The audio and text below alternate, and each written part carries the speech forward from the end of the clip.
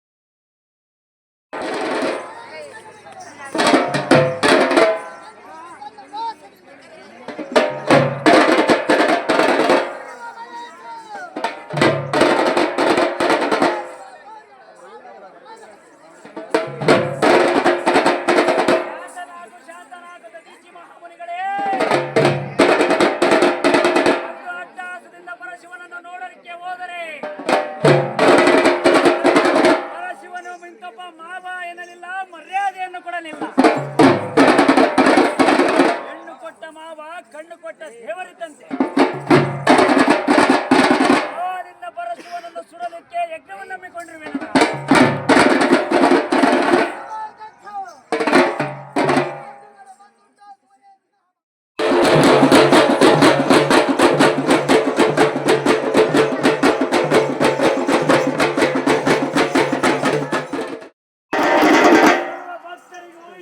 ಭದ್ರಕಾಳಿ ಸಮೇತನಾಗಿರುವ ವೀರಭದ್ರದೇವರು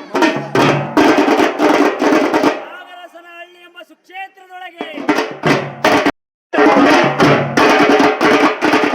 ಜಯಂತ್ಯೋತ್ಸವವನ್ನು ಇನ್ನೂ ಪ್ರಜ್ವಲಿಸಲಿರೆಂದು ವೀರಭದ್ರನ ಪಾದಚರಣೆಗಳಲ್ಲಿ ಗ್ರಾಮದ ಶ್ರೀ ವೀರಭದ್ರೇಶ್ವರ ದೇವಾಲಯದಲ್ಲಿ ಪ್ರತಿದಿನ ಪೂಜೆ ನಡೆಯುತ್ತಿದ್ದು, ಪ್ರತಿ ವರ್ಷ ಯುಗಾದಿಯ ನಂತರ ಮಂಗಳವಾರ, ಬುಧವಾರ, ಗುರುವಾರ 3 ದಿನಗಳ ಕಾಲ ಜಾತ್ರಾ ಮಹೋತ್ಸವ ನಡೆಯುತ್ತದೆ. ನಾನಾ ಭಾಗಗಳಿಂದ ಆಗಮಿಸುವ ಭಕ್ತರು ತನು, ಮನ, ಧನ ಅರ್ಪಣ ಮಾಡುವುದರ ಮೂಲಕ ಉತ್ಸವದಲ್ಲಿ ಪಾಲ್ಗೊಳ್ಳುತ್ತಾರೆ.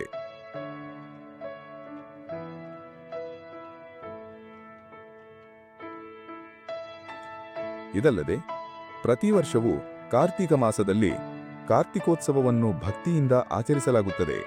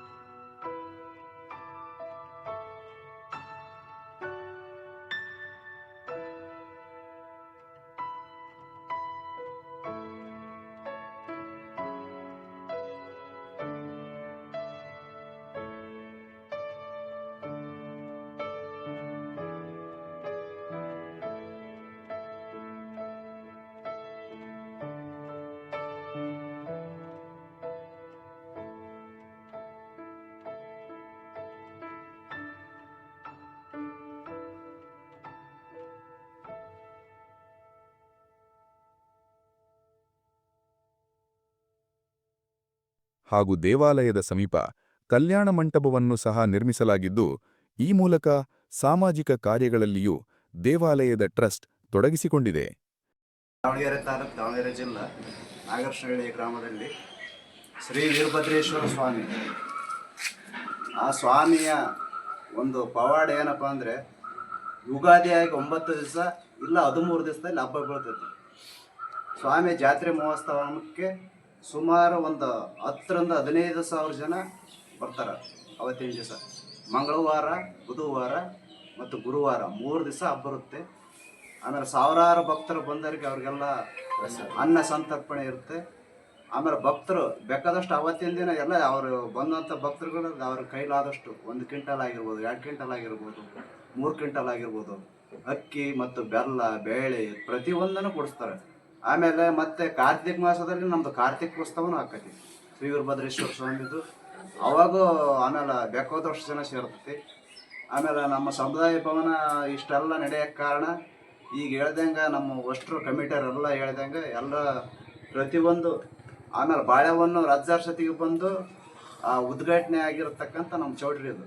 ನಾವು ಚಿಕ್ಕವರಿದ್ದಾಗ ಒಂದ್ಸರಿ ರಂಭಾಪುರಿ ಪೀಠದ ವೀರ ಗಂಗಾಧರಾಚಾರ್ಯರು ನಮ್ಮ ಈ ಒಂದು ಕ್ಷೇತ್ರಕ್ಕೆ ಬಂದು ಅವರ ಒಂದು ಸಲಹೆ ಮೇರೆಗೆ ಈ ದೇವಸ್ಥಾನ ಮುಂದೆ ಒಂದು ಒಳ್ಳೆಯ ಪುಣ್ಯಕ್ಷೇತ್ರವಾಗಿ ಬೆಳೆಯುತ್ತೆ, ಇದನ್ನ ಜೀರ್ಣೋದ್ಧಾರ ಮಾಡ್ರಿ ಅಂತ ಹೇಳಿ ನಮ್ಮ ಗ್ರಾಮದ ಹಿರಿಯರಿಗೆಲ್ಲರಿಗೂ ಒಂದು ಸಲಹೆ ಕೊಟ್ಟರು. ಅವರ ಒಂದು ಸಲಹೆ ಮೇರೆಗೆ ನಮ್ಮ ಹಿರಿಯರೆಲ್ಲರೂ ಸೇರಿ ಒಂದು ದೇವಸ್ಥಾನವನ್ನು ಜೀರ್ಣೋದ್ಧಾರ ಮಾಡಲಿಕ್ಕೆ ಕೈ ಹಾಕಿದ್ವಿ. ಅಲ್ಲಿಂದ ಬೆಳ್ಕಂತ ಬಂದು ಇವತ್ತು ಸುತ್ತ ಒಂದು ನಾಡಿನ ಎಲ್ಲ ಭಾಗದಲ್ಲೂ ನಾಗರಸನಹಳ್ಳಿ ವೀರಭದ್ರ ಸ್ವಾಮಿ ಅಂದರೆ ಭಾಳ ಭಕ್ತರು ಇಲ್ಲಿಗೆ ನಡ್ಕೊಂತಾರೆ. ಅದೇ ರೀತಿ ಭಾಳ ನಾವು ಇಲ್ಲಿ ಒಂದು ಕಮಿಟಿ ಅಂತ ಮಾಡಿಕೊಂಡು ಭಾಳ ಅಭಿವೃದ್ಧಿ ಕೆಲಸಗಳನ್ನು ಮಾಡ್ತೀವಿ. ನಮ್ಮ ವೀರಭದ್ರ ಸ್ವಾಮಿ, ನಮ್ಮ ನಾಗರಸನಹಳ್ಳಿ ಅನ್ನೋದಕ್ಕೆ ಒಂದು ನಮಗೆ ತಕ್ಕ ಮಟ್ಟಿಗೆ ತಿಳ್ಕೊಂಡಿರೋ ಪ್ರಕಾರ ಒಂದು ಇತಿಹಾಸ ಏನಪ್ಪ ಅಂದರೆ, ಹಿಂದೆ ಈ ರಾಜರಾಳ್ವಿಕೆಯಲ್ಲಿ ನಾಗರಸ ಅಂತ ಹೇಳಿ ಒಬ್ಬ ರಾಜ ಇಲ್ಲಿ ಆಳ್ತಾ ಇದ್ದ ಅಂತ ಹೇಳಿ ನಾವು ಕೇಳಿದ್ವಿ. ಸೊ ಆ ಒಂದು ಹೆಸರಿನ ಮೇಲೆ ನಮ್ಮ ಗ್ರಾಮಕ್ಕೆ ನಾಗರಸನಹಳ್ಳಿ ಅಂತ ಹೇಳಿ ಕರಿತಾ ಇದ್ದಾರೆ. ಮತ್ತು ಇಲ್ಲಿ ನಾವು ಕಮಿಟಿಯಿಂದ ನಮ್ಮ ದೇವಸ್ಥಾನ ವೀರಭದ್ರ ಸ್ವಾಮಿ ದೇವಸ್ಥಾನ ಇಲ್ಲಿ ಅಕ್ಕಪಕ್ಕದ ಹಳ್ಳಿನವರಿಗೆ ಅನುಕೂಲ ಆಗಲಿ ಅಂತ ಹೇಳಿ ಒಂದು ಭಕ್ತರ ದೇಣಿಗೆಯಿಂದ ಒಂದು ಸಮುದಾಯ ಭವನವನ್ನು ಕೂಡ ನಾವು ಮಾಡಿದ್ದೀವಿ. ನಾಡಿನ ಹಲವಾರು ಭಕ್ತರು ಕೂಡ ನಮ್ಮ ದೇವಸ್ಥಾನಕ್ಕೆ ನಡ್ಕೊಂತಾರೆ. ಮತ್ತು ಇಲ್ಲಿ ಒಂದು 350 ಜನ ಒಂದು ಸಿಟ್ಟಿಂಗ್ ಇರ್ತಕ್ಕಂಥ ಒಂದು ಸುಸಜ್ಜಿತವಾದ ಎಲ್ಲ ವ್ಯವಸ್ಥೆ ಒಳಗೊಂಡಂಥ ಒಂದು ಸಮುದಾಯ ಭವನವನ್ನು ನಾವು ನಿರ್ಮಿಸಿದ್ದೀವಿ. ಹಾಗೂ ಅಕ್ಕಪಕ್ಕದ ಹಳ್ಳಿ ಗ್ರಾಮಸ್ಥರಿಗೆ ಎಲ್ಲ ಅನುಕೂಲ ಆಗಲಿ ಅಂತ ಹೇಳಿ ನಾವು ಭಾಳ ಕಮರ್ಷಿಯಲ್ ಆಗೂ ನೋಡಿಲ್ಲ, ಎಲ್ಲರಿಗೂ ಅನುಕೂಲ ಆಗಲಿ ಅಂತ, ಬಡವರಿಗೆ ಮತ್ತು ಉಳ್ಳವರಿಗೆ ಎಲ್ಲರಿಗೂ ಅನುಕೂಲ ಆಗಲಿ ಅಂತ ಒಂದು ರಿಯಾಯಿತಿ ದರದಲ್ಲಿ ನಾವು ಈ ಒಂದು ಬುಕ್ಕಿಂಗ್ ವ್ಯವಸ್ಥೆ ಮಾಡಿಕೊಂಡು ಎಲ್ಲ ಸಾಂಸ್ಕೃತಿಕ ಕಾರ್ಯಕ್ರಮ ಅಥವಾ ಸಮಾರಂಭಗಳನ್ನು ಮಾಡ್ಕೊಂಡು ಹೋಗ್ಲಿಕ್ಕೆ ಅನುವು ಮಾಡಿಕೊಟ್ಟಿದ್ದೀವಿ. ಈ ಒಂದು ನಾಗರಸನಹಳ್ಳಿ ಗ್ರಾಮ ನಮ್ಮ ಪ್ರಕಾಶ್ ಹೇಳ್ದಂಗೆ ಆ ಹಿಸ್ಟ್ರಿ ಮುಖಾಂತರ ಬಂದಾಗ ಇಲ್ಲಿ ಸಮುದಾಯ ಭವನ ಮಾಡ್ಬೇಕು ಅನ್ನೋದೊಂದು ನಮ್ಮ ಈ ಭಾಗದ TP ಮೆಂಬರ್, ತಾಲೂಕ್ ಪಂಚಾಯತಿ ಮೆಂಬರ್ ಅಜ್ಜಣ್ಣ ಅಂತ ಜರಿಕಟ್ಟಾರು. ಅವ್ರು ಈ ಊರಿಗೆ ಗ್ರಾಮಕ್ಕೆ ಒಂದು ಸಮುದಾಯ ಭವನ ಬೇಕು ಅಂತೇಳಿ ಅವ್ರು ಆಸೆ ಪಟ್ಟು ಅವರ ಅನುದಾನದ ಒಂದು 3.5 ಲಕ್ಷ ಗ್ರಾಂಟ್ ಕೊಟ್ಟರು. ಅವತ್ತು ಅವ್ರು ಕೊಟ್ಟಂಥ ಗ್ರಾಂಟಿಂದ, ಭಕ್ತರ ಸಹಕಾರದಿಂದ, ಗ್ರಾಮದ ಶ್ರಮದಿಂದ, ಕೆಲವು ರಾಜಕಾರಣಿಗಳಿಂದ, ಆಮೇಲೆ ಧರ್ಮಸ್ಥಳ ವೀರೇಂದ್ರ ಹೆಗಡೆಯರಿಂದ, ಆಮೇಲೆ ಬಾಳೆಹೊನ್ನೂರ ವೀರ ಸೋಮೇಶ್ವರ ಸ್ವಾಮಿಯರಿಂದ ಎಲ್ಲ ದೇಣಿಗೆ ಬಂತು. ಅಲ್ಲಿಂದ ಇಲ್ಲಿ ಸಮುದಾಯ ಭವನ ಈ ಥರ ಒಂದು ಹಂತಕ್ಕೆ ಬಂದು ಚೆನ್ನಾಗಿ ನಡ್ಕೊಂಡು ಹೋಗ್ತೈತಿ. ಈ ಸಮುದಾಯ ಭವನದಿಂದ ಸುತ್ತಮುತ್ತಲ ಗ್ರಾಮದವ್ರಿಗೆ ಎಲ್ಲರಿಗೂ ಒಂದು ಅನುಕೂಲ ರೀತಿಯಾಗೈತಿ. ಇಲ್ಲಿ ಎಲ್ಲ ವ್ಯವಸ್ಥಿತವಾಗಿ ಯಾರು ಹೊರಗಡೆಯಿಂದ ಏನು ತರದಂಗೆ ವ್ಯವಸ್ಥಿತವಾಗಿ ಅನುಕೂಲ ಮಾಡಿಕೊಟ್ಟಿದ್ದೀವಿ. ಅದನ್ನ ಸದುಪಯೋಗ ಪಡಿಸಬೇಕು ಗ್ರಾಮದವರು, ಸುತ್ತಮುತ್ತಲರು ಅಂತೇಳಿ ಈ ಒಂದು ವ್ಯವಸ್ಥೆ ಮಾಡಿದ್ರು. ಈ ವಿಡಿಯೋದ ಬಗೆಗಿನ ನಿಮ್ಮ ಅನಿಸಿಕೆ, ಅಭಿಪ್ರಾಯಗಳನ್ನು ಅಥವಾ ಸಲಹೆಗಳಿದ್ದರೆ ಕಮೆಂಟ್ ಮೂಲಕ ತಿಳಿಸಿ. ಧನ್ಯವಾದಗಳು.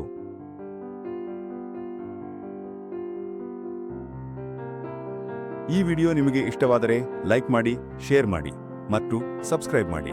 ನಾನು ವಿಡಿಯೋ ಮಂಜು. ಮುಂದಿನ ವಿಡಿಯೋದಲ್ಲಿ ಮತ್ತೆ ಭೇಟಿ ಮಾಡೋಣ.